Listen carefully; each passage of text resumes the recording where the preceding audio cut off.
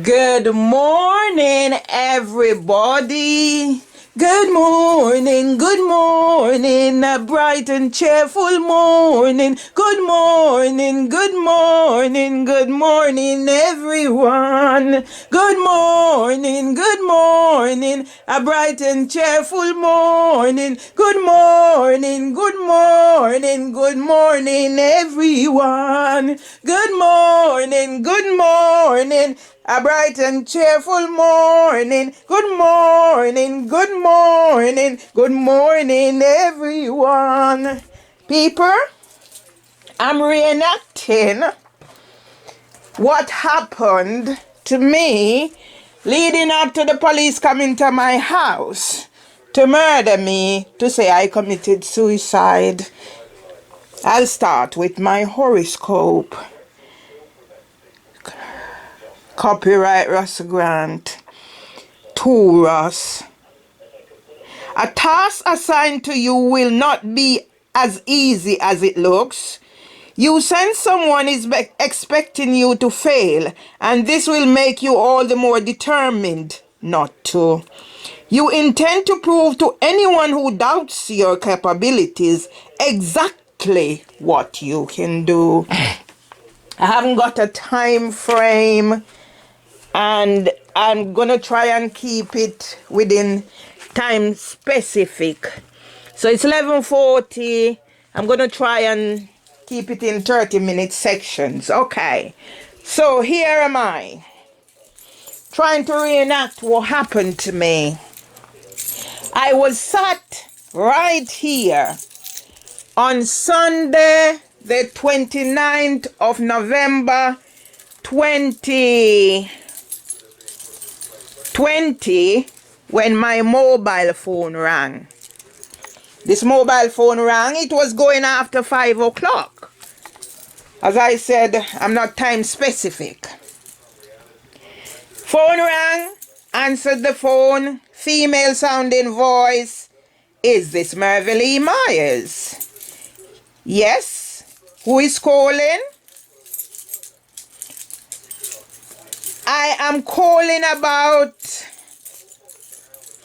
you are a suspect in an investigation, and I need you to attend the Walworth police station on the 1st of December at 10 a.m.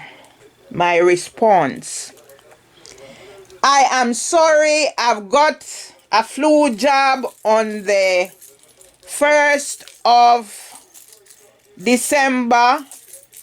Is it possible that we could arrange a more mutual date and time? I'd prefer not to be attending the police station. Is it possible that we could arrange a more mutual place for the interview to take place? Next thing I know, I'm talking from recollection, because as I said, sometimes I have memory lapse, and the fact that somebody's going to call me on my mobile and ask for Mervelee and be so specific, so that means they've gotten my information. I didn't have a problem. I didn't start panicking, nothing. Anyway, the person said to me, no, you have to come to the police station. You're a criminal. Should I repeat? No, you have to come to the police station. You're a criminal. And hung up the phone. Right. I'm trying to be time specific. Me being me, I got on the phone or WhatsApp or whatever messaging, and I might have, or I did, contact my family abroad. And I remember my sister-in-law asking if I had eaten, because by now they know that this is going to throw me off. Everything is going to be thrown off. So I says to her, yes, I'd put something in the oven. It was almost ready, so that won't stop me from eating. Okay? The effect wouldn't come on. I remember talking to my stepson about the incident. And we had a chatter. He went through it with me. Whatever happened, because he has that sort of intellect that I don't have. And I guess his work environment might have prepared him for that as well. Also, he accompanied me to the employment tribunal. He was supposed to be with me at the meeting I arranged with Southwark Police. Unfortunately, he was not able to enter the building. But when I came out, he was out there waiting, and the police asked if he wanted to speak to them. So he went in, and I was still out there waiting. So whilst I was pacing up and down, that's me, that's part of who I am. I had my camcorder, of course. So I was just recording my thought. That's therapy for me. The next thing I know, I saw a police vehicle drive up. So I thought I didn't think for any reason it had anything to do with me. It's a police station. A police vehicle can drive up anytime. So I remember I was the first to greet them, a male and a female. And I remember now one asking if I'm okay. So they came out of the car, and then, don't remember who said what, but apparently they were called because I was out at the police station taking photograph of the police station. I just come from inside the police station at a meeting. I did not leave the perimeter of the police station. So why did somebody in the police station have this need to call police officers when they could be doing a job of saving a life? To call somebody who was just coming out of the police station, waiting on my stepson. Yeah? And to this day, every time I remember the incident, I'm thinking, what if my stepson hadn't come out of the police station when he did? Yeah? It's reflection coming up to what happened, okay? So my stepson and I decided, don't worry about it.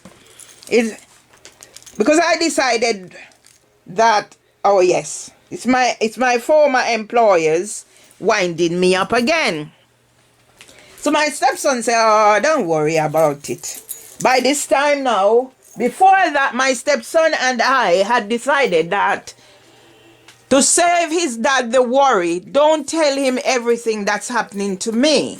So that was the decision my stepson and I came to. So of course, Dad didn't know about this recent developments. That's Dad. Yeah? Right. I was sat here. No, got up the morning. So now this is the 30th. I got up the morning, and as usual, I went to bed worried. The matter of me going for an interview and my flu job wasn't resolved. I sat same place here again. That's the telephone. And I use my house phone to call the number that had come up on the phone, and I recorded myself. Sat right here, use my house phone, use the mobile to record myself calling the number. When there was no response, I think same place in the recording, I might have said, oh, it's just my former employers winding me up. Yeah, because they know of my chronic anxiety. I have not had access to the file with all the disclosures of my disabilities. That is part of policies and procedures, part of the contract you sign. So that's why I'm going to have a field day with this our decision about your complaint and all the foolishness they're sending me to websites, because that's what's been happening ever since employment tribunal decision. I'm not a credible witness. My medical reports were hidden by Judge Free and the panel. Justice Simla sending my case back to the AAT with caveats, disabilities. Judge Shang said I made up my disabilities after allowing Samantha Jones to argue the case on Parkinson's. The barrister who represented me at the end, her remarks was, sometimes you get some shitty decision. I did not tell her I have other medical reports. Now what, like Justice Simla, what was she representing me? On what grounds was she representing me if there were no other medical reports? So I used all the measures that I could to resolve these matters.